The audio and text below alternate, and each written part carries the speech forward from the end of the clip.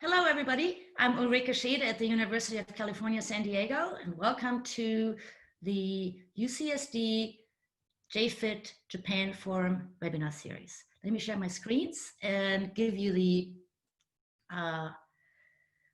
lay of the land. Whoops, there we go. All right, so you are at GPS, the School of Global Policy and Strategy at UC San Diego.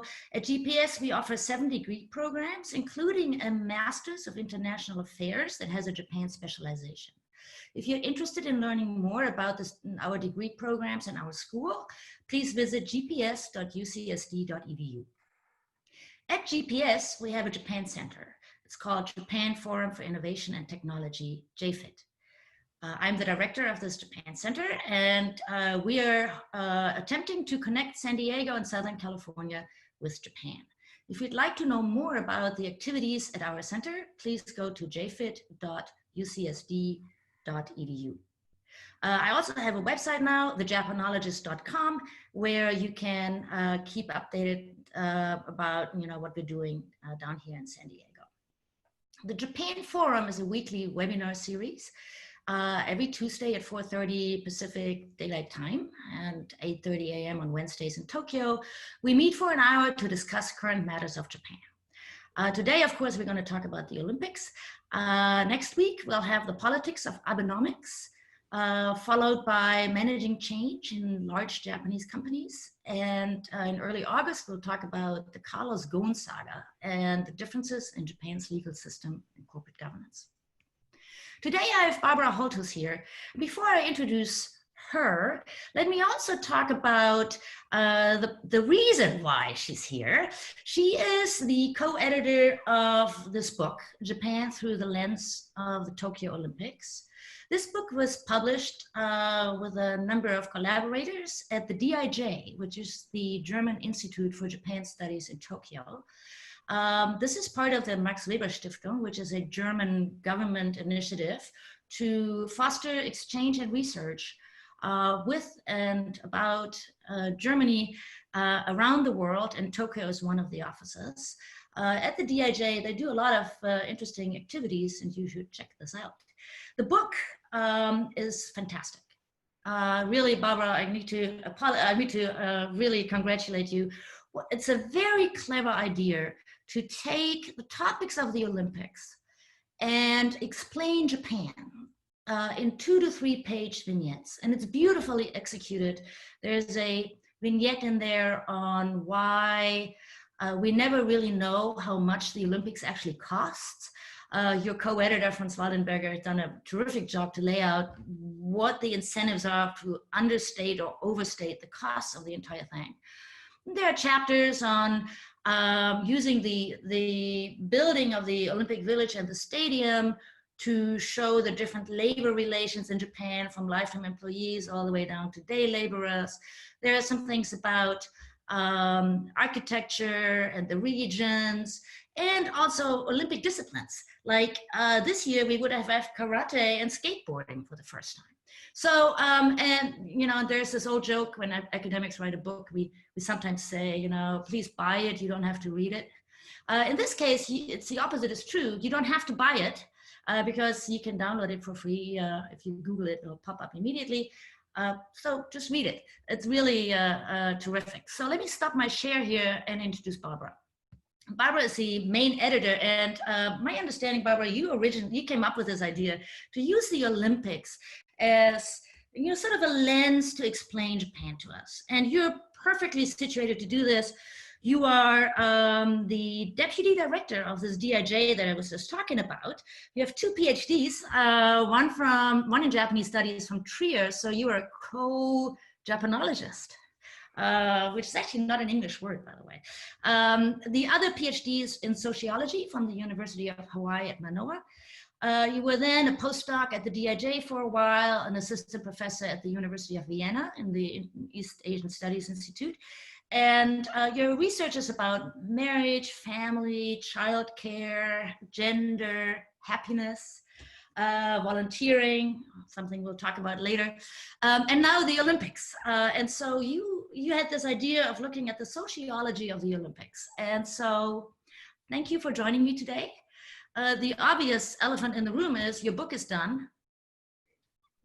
The Olympics are not happening, the un-Olympics.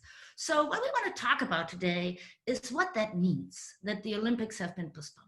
I mean, your book is still great, so we should all read it regardless, but there is now this vacuum, right? There's this big nothing. And if there'd ever been a year where we would have needed Olympics, it would have been this year. And so there we are, we don't have them. So Barbara, why don't you walk us through what that means that the Olympics are not there this year, hoping for next year. And then we'll have a discussion. The audience can participate by way of this Q&A button at the bottom of your screen. So Barbara will talk for about 12 or so minutes, and then we'll have a little bit of a conversation. And I will try to bring your questions into the conversation that we'll have. So Barbara, the screen is all yours. Thank you, Ulrike. Well, first of all, good evening or good morning or good afternoon. And Ulrike, really thank you very much for having me here for your webinar. And to everybody else, hi, and thanks for participating. And I look forward to your questions. But let me start sharing my screen here. There you go. All right. Does that work? Yeah. All right. Great. So the Tokyo Olympics. If you watch the official advertising trailer for it, you get hyped with expressions like, in 2020, Tokyo will go beyond amazing. And the games promise infinite excitement. Right? But, oops. There we go. But the Olympics are so much more than just this 34-day-long world's largest sports mega event, an event which would have started on July 24th, so just 10 days from now.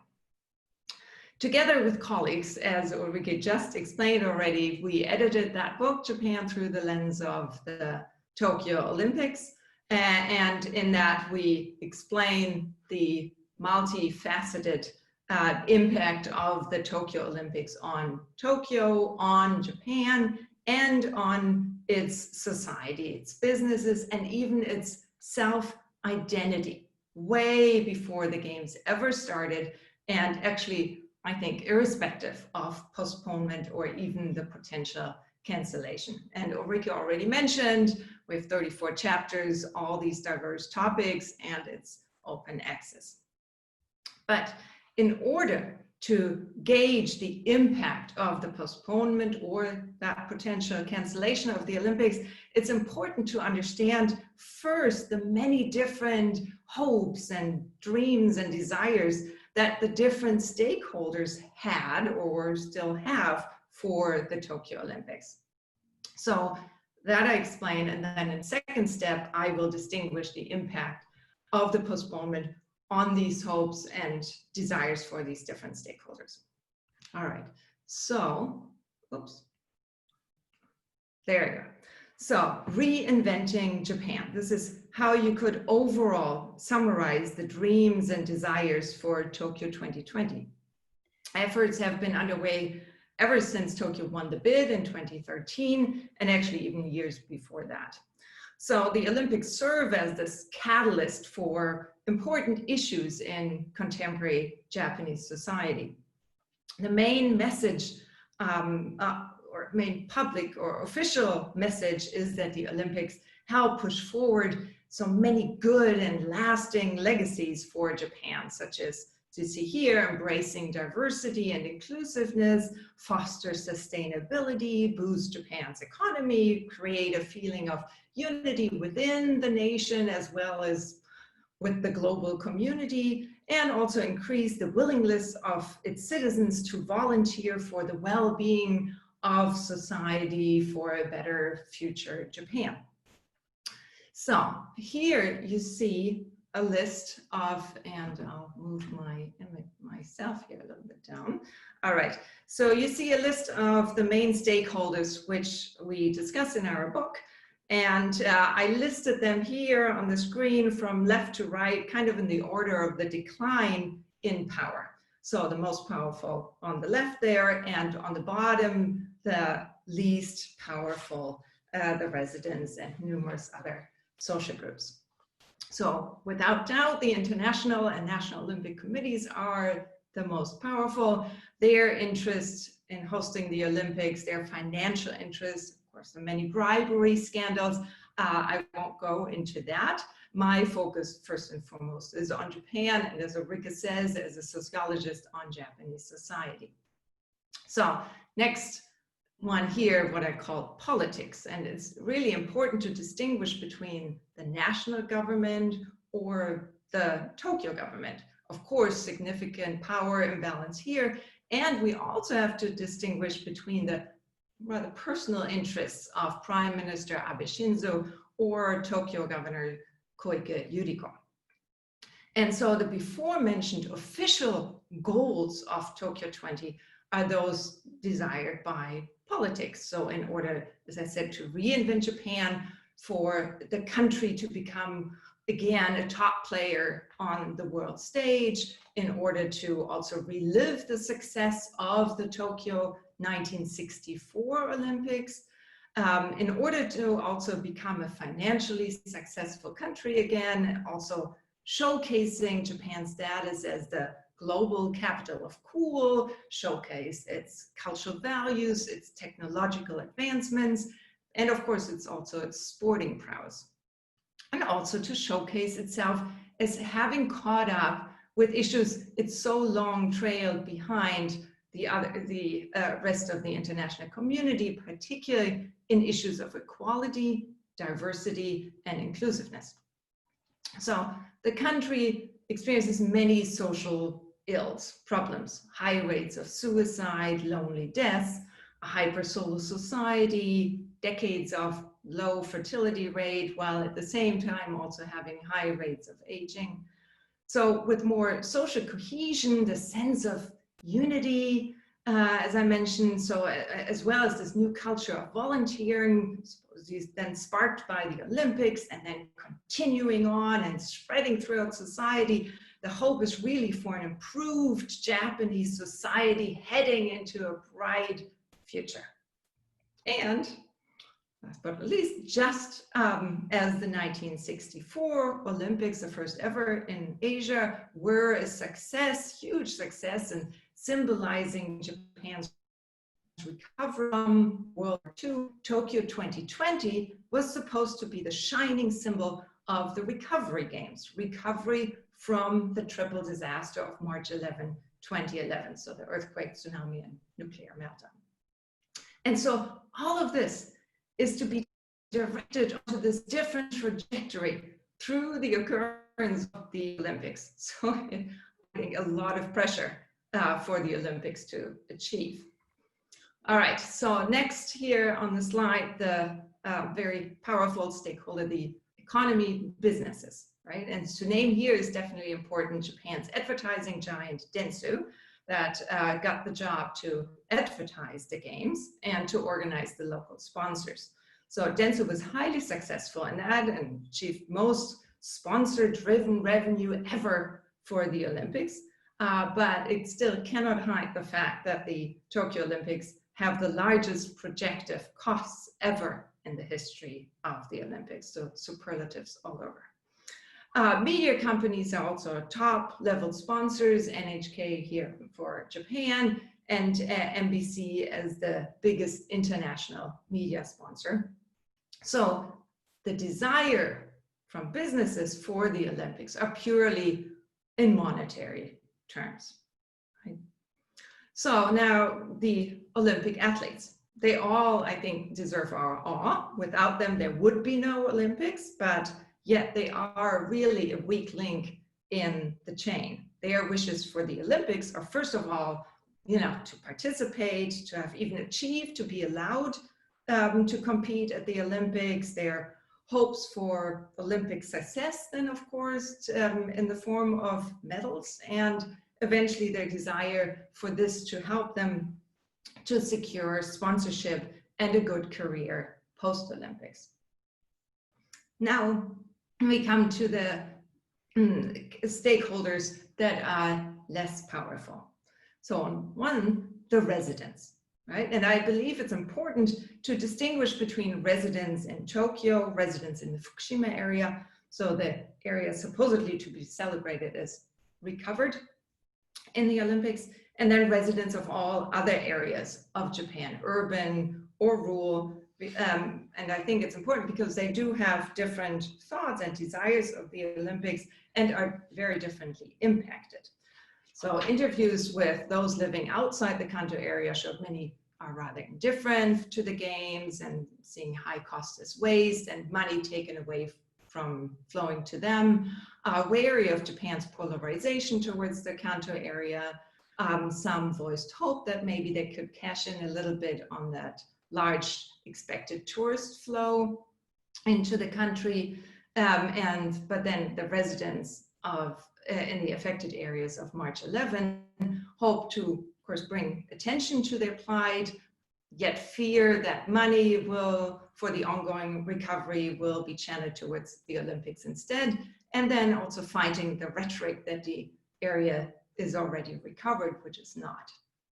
So now in the last group, I bunched together several actors.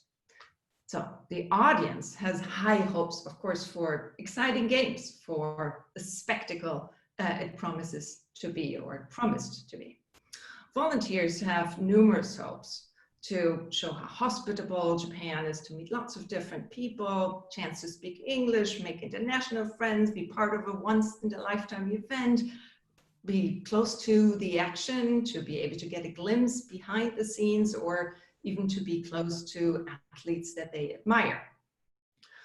On the other hand, the anti-Olympic movement critiques the aspects, or several aspects of the Olympics, so the cost, the corruption, the exploitation of workers, city redevelopment, nationalism, and exploitation of athletes. All right, but now, what is the impact of all these hopes and desires on these different stakeholders? Right. There you go. All right, so for politics, the postponement, of course, of the Olympics have a huge impact, but the impact is very hard to separate from the influence of the pandemic. You know, well, compared to the US, maybe not so, but the government's Corona crisis management has been, let's say, maybe less than ideal. And so the prime minister's popularity is way down, and particularly Abe's personal wish to revise the Japanese constitution in 2020, for which the Olympics were seen as such a great setup, is now much less likely to be achieved.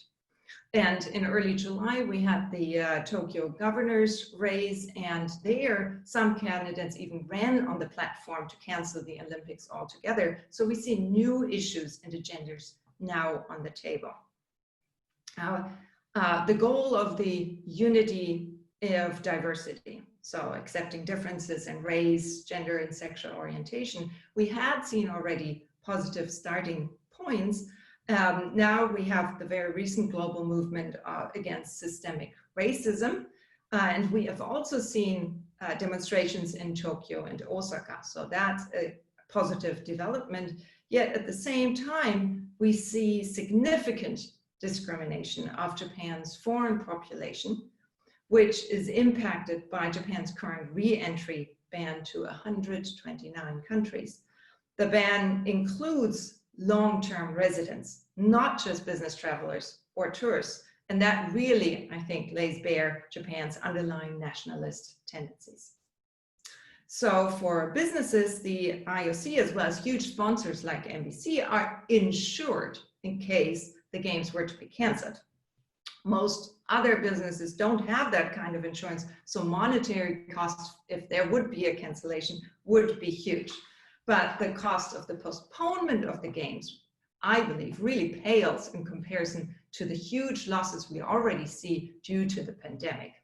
And overall, the cost of the postponement depends on how one calculates against these relevant costs.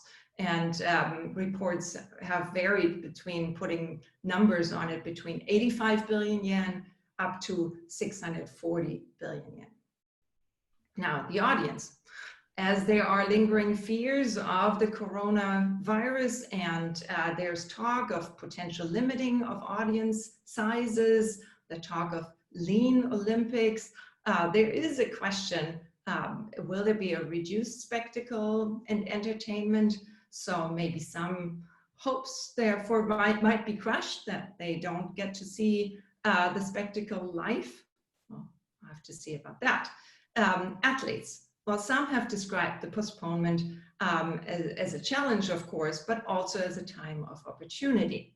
So on the positive side of the impact of the postponement is that some say that now they're managing to get even better until the Olympics in 2021, and saw this as a unique time to regenerate their bodies. But on the negative side, of course, for those in the higher age bracket, can they still participate in a year from now?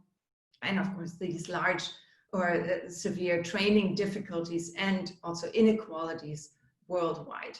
They've complained about a lack of information from the IOC, and which had led to a loss in trust in the IOC.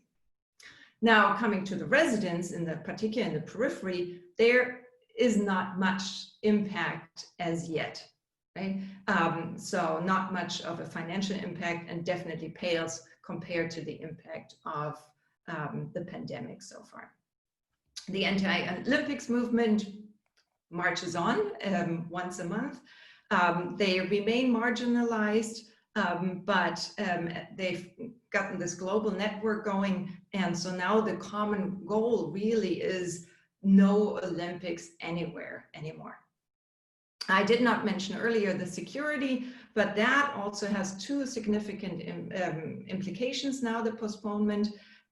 One is actually a positive one, that security companies now have more time to secure the number needed for security guards, which before, when it was a very tight schedule, it seemed quite challenging.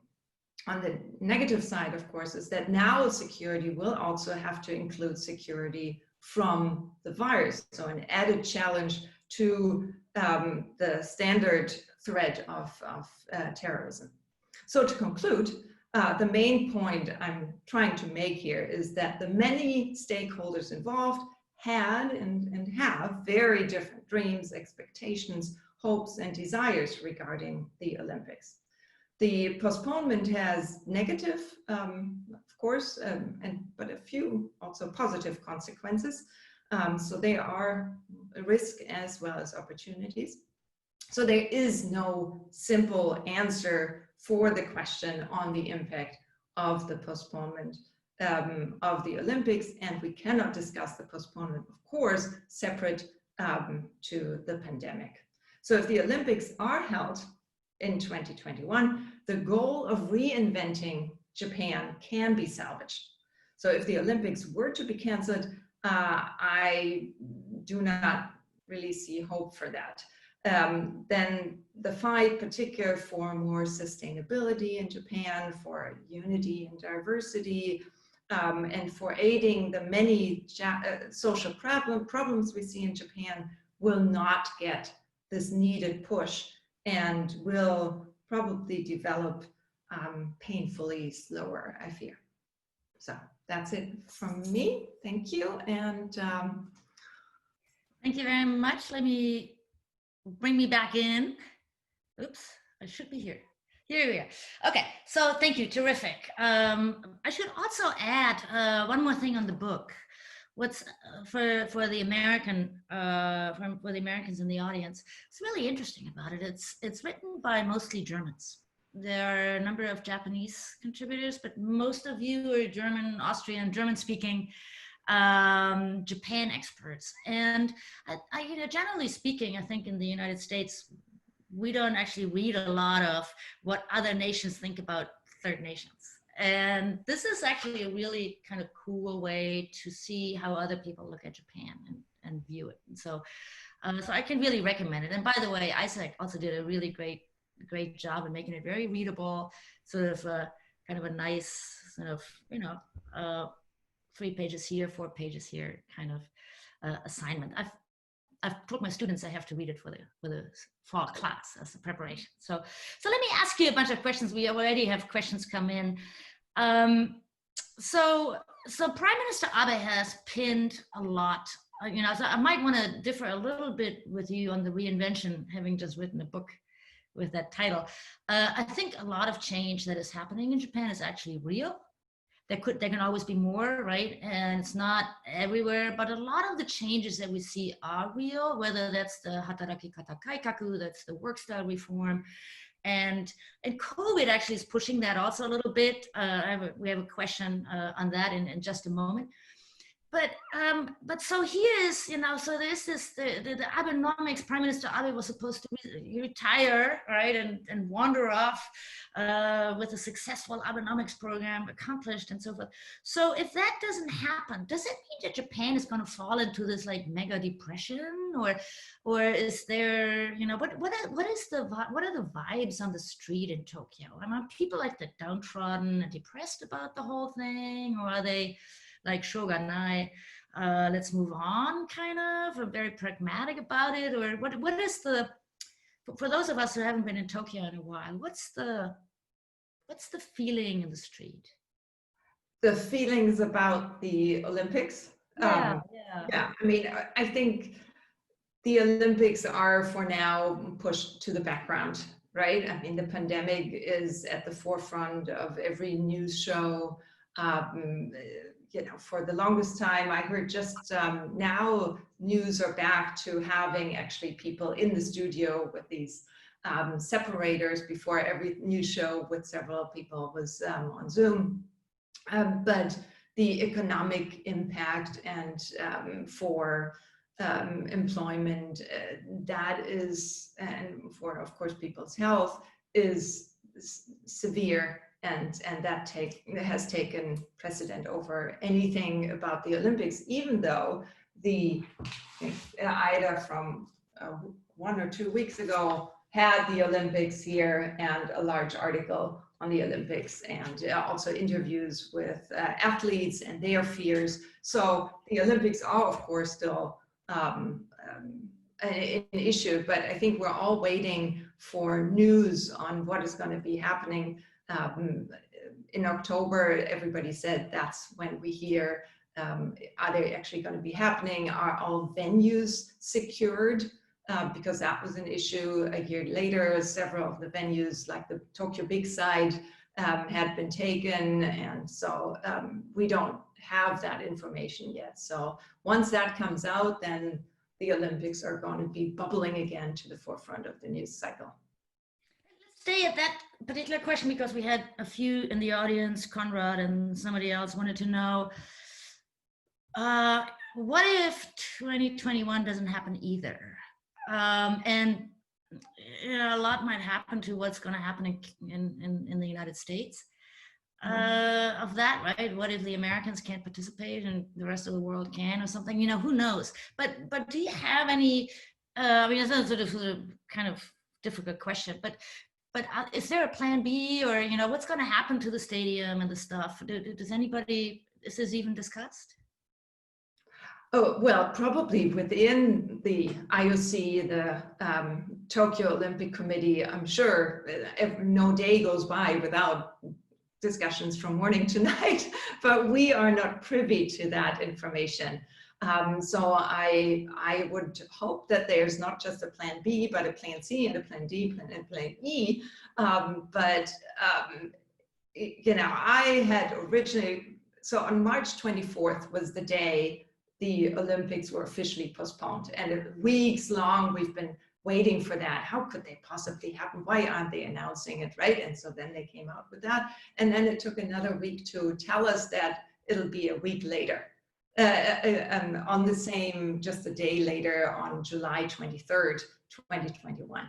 And even then I thought, well, but scientists told us already, coronavirus, there's not going to be a vaccine in the summer of 2021. Why don't they push it to 2022? But there are so many other events that are happening globally, sport events. And so they showed us on Japanese television. So where in the schedule would the Olympics be fitting in? There's the soccer competitions and other global events. And then there's the American fall schedule of your sports, football and baseball. So where would that possibly fall in that the media sponsors would be happy and be able to squeeze that in? And just as a reminder, and we don't hear anything about that, but the World Masters Games are supposed to be happening in 2021 in Kansai.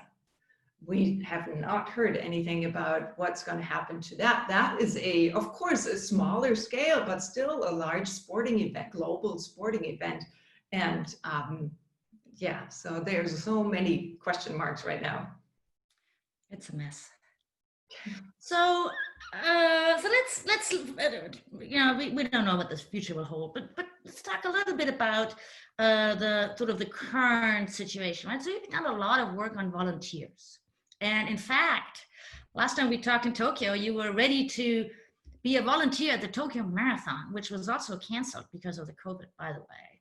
Only the athletes could run so that they could qualify for the Olympics that were then postponed, right? And Sheldon has a great question for us that I think would anchor this discussion of the volunteers really well. He's wondering whether the volunteers could be repurposed, for lack of a better word. He said it a little nicer, but redirected to help with the Corona crisis.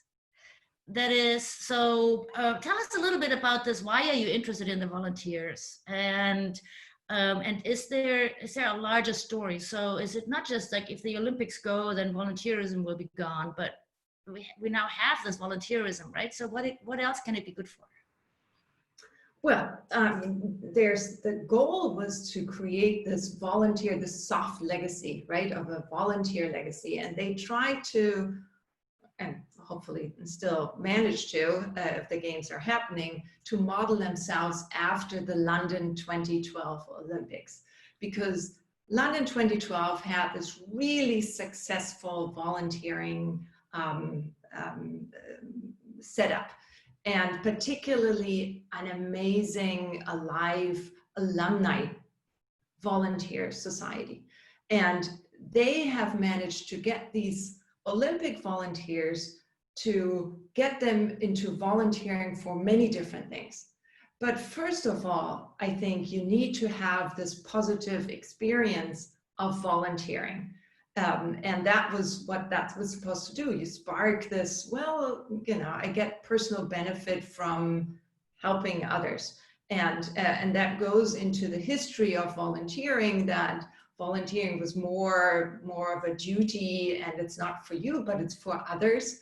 But now with this push towards sports volunteering and this sparking this idea that volunteering can be actually fun and you can make that useful for you, and it's a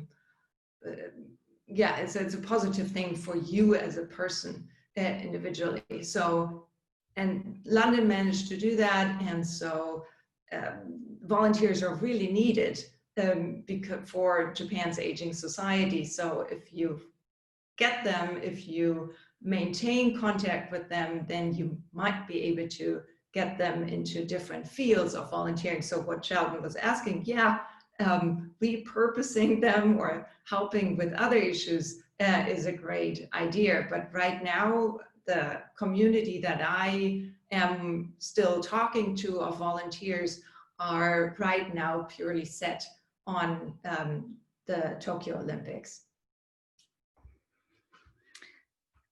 So we have, there's still some questions from the audience around this impact on the message, right? So the message of Fukushima is over, we have overcome.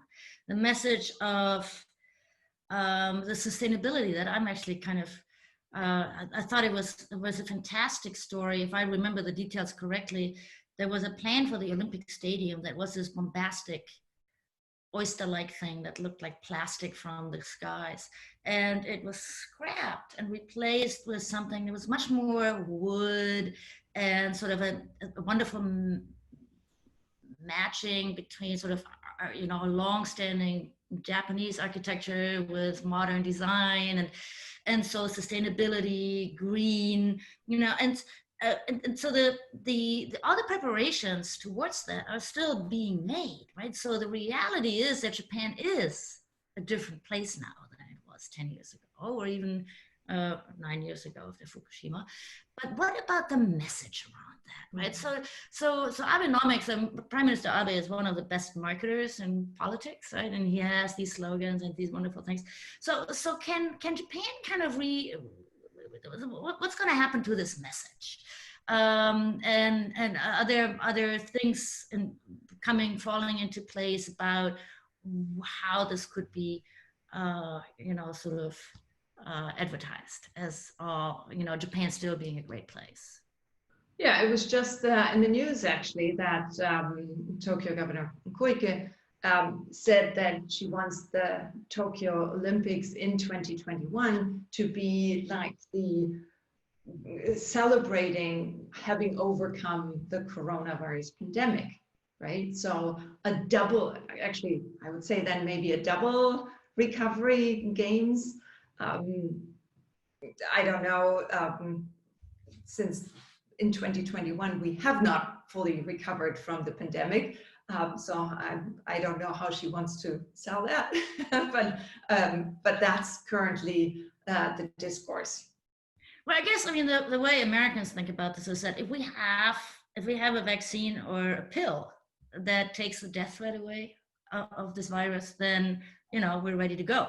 And so that could happen, right? And then we could also celebrate science and, that sort of thing. Whether that's going to happen until next summer, who knows? But, our audience still wants to know, so Hiroki and Haida are both asking about, could there be an Olympics without the United States? I don't think so. Yeah. No. Well, it wouldn't just be the U.S., right? If the U.S. can't travel, there are other countries that can't travel. The global South. It's I don't. Yeah. We can look into the future, but it's tight, and particularly since there was just a television report with athletes, and that was actually, that was German athletes, but global players. And they pointed again to the fact that competitions have to start in the fall. You have to have all these pre-competitions. So, in our minds, the Olympics are not happening till July 23rd, 2021. But for the athletes, there's all these many steps before that. And if in many regions of the world, athletes cannot train adequately, is that then a fair competition in 2021? And how can that be made less unfair? Should they all already come to Tokyo and be there for another year and all get corona tests, PCR tests, so that they would be all safe? But think also of that within Japan, there were lots of host cities or host towns in the periphery, which were supposed to host Olympic teams. And what about those? Right now, people from Tokyo are not really supposed to move into the periphery because of the fear of the coronavirus spreading to the much less affected periphery. But then, there's so many question marks right now. So let's talk money, shall we? Because that's my thing. But we have a bunch of questions on money, and not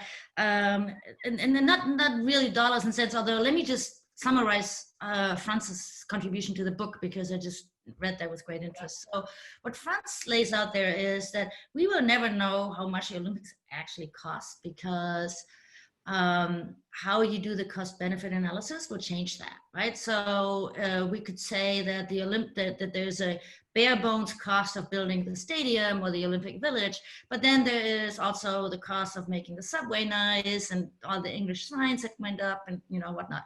And is that so what are the benefits of those, and who do these benefits accrue to, and how do we assess that? And so what's the net cost? We don't know. So France shows that it's anywhere between 5 billion and 30 billion of costs for Japan. And then you mentioned the recent news on the cost of postponement, which could be anywhere between 1 billion and 6 billion US dollars. And so again, how do you do that? Is this just that the Olympic Village will stay vacant for a year, or is it also figuring in the losses of the Airbnb host and the ramen yasan that doesn't have the tourists eating ramen morning to evening? And so there's all this collateral damage, right? The sponsors are also, of course, struggling with the virus, right? So, I mean, whether that's auto tires or running shoes or electronics, these companies are not selling a lot of their stuff. And so they're not awash in cash to just postpone, pay the postponement. And then Mark wants to know about the mass media and why you didn't have them on your slide. I mean, aren't they losing a lot of airtime and whatever the rights are, and the show time, and they blocked all this time off, and now they're scrambling to find a program, and all of this costs, right? So any thoughts on this collateral damage, so to say, for society and the overall sort of tone and how this is discussed? Yeah, well, I mean, I think television all over the place has seen reruns as new shows cannot be produced. So mass media is already scrambling significantly. And there it's messing between, is it part of the postponement or is it part of the pandemic right now?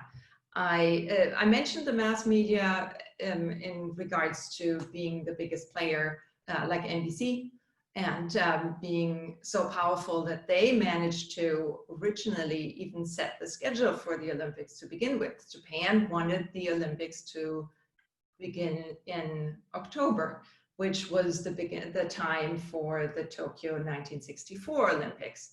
It's much cooler in Japan. It's better for the athletes. It's better for the volunteers. It's better for the audience. But it did not fit into the NBC schedule. Yeah, because right? we play football at that time of year, which is not football, but yeah. So there's this global media thing. Yes, of course. Right. So and yeah, I think that's. Then you invite us to talk a little bit about the protesters. So there is this anti-Olympic movement, right? So there are people that think the whole circus is a total waste of money and time and shouldn't happen in the first place. And you mentioned a little bit this notion that it's exploitative and it's a royal waste of money that only makes a few people rich, and so it's all bad. And so what about the anti-Olympics movement in Japan in general? And are they rejoicing now? Is there sort of a Schadenfreude that they're kind of, see, we told you so? Or what's the situation there? And are they actually demonstrating vehemently against the 2021? Well, they keep, one is that demonstrations continue. And so I was actually surprised that they kept still marching and had their monthly demonstrations in front of the Tokyo station. I went to a few demonstrations before the pandemic with the author of the article, Sonja Gansefort, in our book. And so overall, the members of the anti-Olympic movement are more veterans. So these are more middle-aged gentlemen and women, and they have a history of demonstrating against several things. But the unique thing, and so membership is small, and I went to the 1 year before the Olympics demonstration in Shinjuku, and that was a unique demonstration because they managed to invite anti-Olympic movement participants from France as well, or from Paris, as well as from LA. So connecting with them gives them a very different voice on the global stage. And really the anti-Olympic movement is a global movement.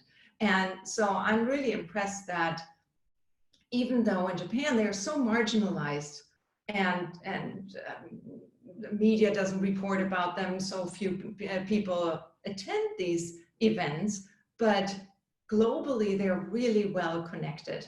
And so every movement has a different message. When that was held in Shinjuku last year, it was that the French were mostly arguing against the lie that there's no recovery Olympics, that Fukushima is still an issue. The demonstrators from Los Angeles were mostly demonstrating against social inequalities and displacement and issues of gentrification. And the Japanese group was kind of has all these issues within the group. And so, yeah, they are pretty well connected. And now, of course, it gave additional fire to the claim that we should rethink the Olympics altogether and have no Olympics at all anymore. Tom asks, I believe it was Tom, that there's a question about, should we boycott the Winter Olympics in China? Right? I mean, but if we can't have the Summer Olympic in 2021, should we have the Winter Olympics in 2020? So there's this whole, right? So it's this very, very complicated sort of web of interrelated issues. There's a question of why you're focusing so on the Olympics. So let's go back to the book a little bit. Can you talk a little bit more about why you thought that picking the Olympics as a sort of an input to write a book about Tokyo today? It's mostly about Tokyo, although there are some chapters on the regions and so forth. Talk a little bit more about the book and the idea behind it. So how did you come up with that idea? Well, first it was, of course, a personal interest. I had just arrived in Tokyo in my new job as deputy director in early 2018. And I was told, bring a new project on board. And I entered Japan and I saw the country was already gearing up for this big event that seemed still so far into the future. And at the Institute, at the German Institute for Japanese Studies, we're very interdisciplinary. And what better place to write about the multiple impact of the Olympics on all these different aspects when you have, how much better can you have it when you have this very interdisciplinary team? And lo and behold, my colleagues jumped on the opportunity, and I'm very grateful to them. And we got our cooperating partners worldwide to join us. And as you mentioned in the beginning, we're really, this event is like sort of a prism, a lens through which we understand so much that is going on in Japanese society. And so that's why I thought it was a good deal. And writing it in a different way than purely academic, I was hoping also that it would spark interest of people outside academia. And you certainly succeeded. So it's, what's interesting about it is you could actually, if you haven't been in Japan for a long time, you could read it and it would answer a lot of the questions that are being asked here, which is, I think Japan has changed tremendously over the last 20 years. And if there were one area, I mean, we all have our sort of pet peeve of where it's not going enough and where it's changing. But one of the things that I find interesting, if you live outside Japan and you visit occasionally, the face of the city has entirely changed, right? So the subways are suddenly, I mean, the Ginza-sen always used to be still a little bit like 100 years old. And I had some sentimental sort of, oh, I like this, but it's now, everything is clean and bright and shiny and that sort of thing. And so, maybe these entire costs of the Olympics, as one of our listeners suggested, is we should just think of this as investment, further investment in the infrastructure of Japan. And right now, you know, we've become so numb to these large amounts of money that are bandied around, right? You know, what's 5 billion? So, so you could just say, you know, Tokyo has just catapulted itself from the 1964 Olympics into this very new sort of modern city with a lot of high-rise buildings and a lot of brand new infrastructure that makes the United States look really, really sad. And you know, if you compare Tokyo and New York, you wouldn't even know how to begin to describe the difference. So it has changed tremendously, right? So for those of you in Tokyo or in Japan, you might think Japan is never changing, but for those of us who haven't looked in a long time, the book actually gives a nice sort of summary of a large number of these topics in these nutshell sort of vignettes. May I just step in there, because you're just mentioning the changes in the infrastructure, but I do think that these large, they would have happened anyway over time, but I think large events that are happening in Japan are giving a push. And we saw that already when that soccer World Cup, Japan, Korea happened. There was a push towards internationalizing, for example, signs within the city and within subways. And now we're much more familiar with multilingual signage throughout public places. And now again, the Olympics have added another push, and there was a team within the committee trying to make the city even more usable, user-friendly for people that are non-Japanese speakers. And that, of course, aids also the foreigners that live within this country, so more inclusiveness to also non-Japanese speakers. And also, for example, the building of elevators and making it much more handicap friendly. And that is also something that has gotten this extra push. Let's get it all done for the Olympics. We see there's still room for improvement. We heard that hotels rooms are still pale in the number of that would actually be needed for the audience that would come for the Paralympics. And so that was still considered rather problematic. Hotels were given extra money so that they would make wheelchair accessible rooms. But that again was a push that I think would not have happened to that degree without the Olympics coming. So I almost said Michael, but I think it's Michael. Never mind. Lots of Germans in the audience today. Invites us to talk a little bit more about the athletes, and also there was a shout out, can we address the Paralympics a little bit more? So you just did in a way, right? So Tokyo has always been, I mean, historically, I remember 30 years ago, there was no way a disabled person could have taken the subway in Tokyo, or a mother with a stroller. Right? And today that's possible, and so that's all changed. But can we talk a little bit more about the Paralympics, because they were also part of this akogare, part of this sort of let's present Japan in a new, inclusive way, right? Yeah. I mean, the Paralympics have their own mascot, and they were really marketed side by side in an equal amount. And I've been to events where young people were learning how to play basketball in a wheelchair. I mean, really to try it out, how it would feel to do sports in a wheelchair. And so there was a lot done. And I thought Tokyo did actually a very good job in that. At least the marketing part that we got so far was really well done. But what were you wanting to say? You know, well, there's also the other part of the question. Sorry, it was a long question. Was about the athletes, but let's talk about both. I mean, whether they're Paralympics or Olympics athletes. So athletes, I mean, we're talking about a sports event here, right? So athletes, as you mentioned already, you don't just go and run really fast, right? So there's a science behind what you eat on what day, what time of the day, and how you train and how you get ready and so forth. And so what's happening to the athletes? I mean, are they all stuck? Are they, I mean, we can focus in on Japanese athletes. Right? I mean, they've trained for this? Is there like this big, what, can they go on to next year? Can they keep up? Can they plateau? And requalify? Do they have to requalify, or would their qualification remain until next year?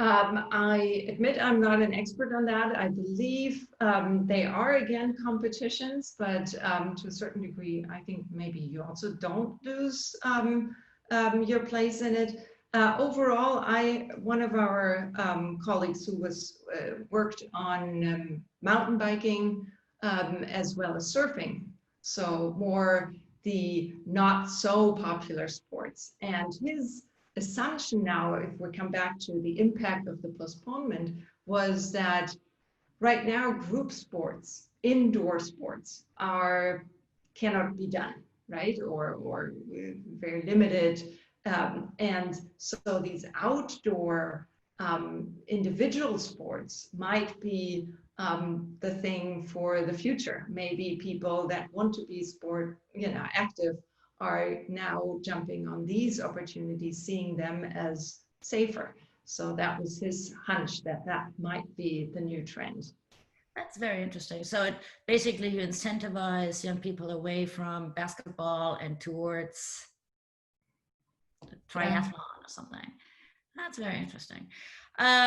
So we have time for a moment. Let me go back to the Paralympics, because I always thought it was very interesting how careful Japanese in general are linguistically to not just say Olympics. So I have violated this entire session until just now, because the Japanese are often very careful to say the Olympics and the Paralympics, the Olympics and the Paralympics.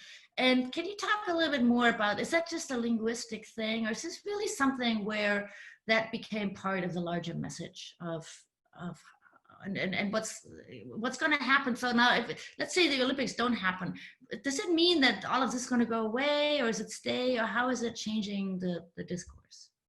Okay, so actually these are two things. One is that Paralympics started in 1960, right? But it didn't have the name Paralympics. And so Tokyo 1964, the big ideal that we try to recreate now for Tokyo 2020, was the first time that the term Paralympics was used.